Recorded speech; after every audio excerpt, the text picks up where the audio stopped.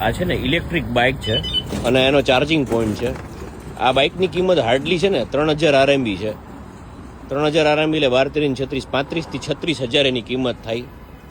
અને એટલી ઇકોનોમિકલ વસ્તુ છે કે અહીંયા કોઈ પણ વ્યક્તિ પોતાની રીતે કોઈ પણ જગ્યાએ આવા સ્ટેશન્સમાં ગાડી મૂકીને ચાર્જ કરી શકે.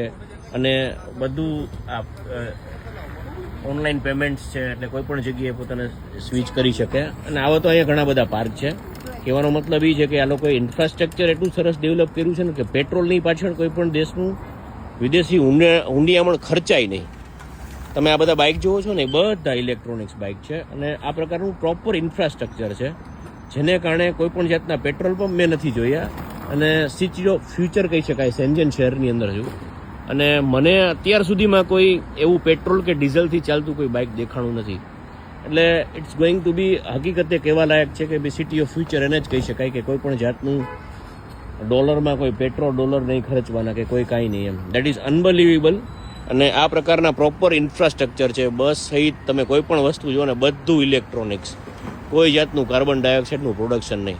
એટલે that is completely next level આ લોકો જીવે છે.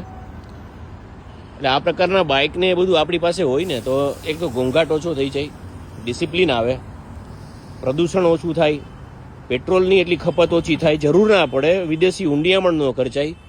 અને કોઈ પણ વ્યક્તિ ગમે ત્યાં કિલોમીટર 2 કિલોમીટરના અંતરે ઇલેક્ટ્રોનિક ચાર્જિંગ કરી શકે. અને ક્યાંય ને ક્યાંય ફાયદો અંતે દેશને જ છે.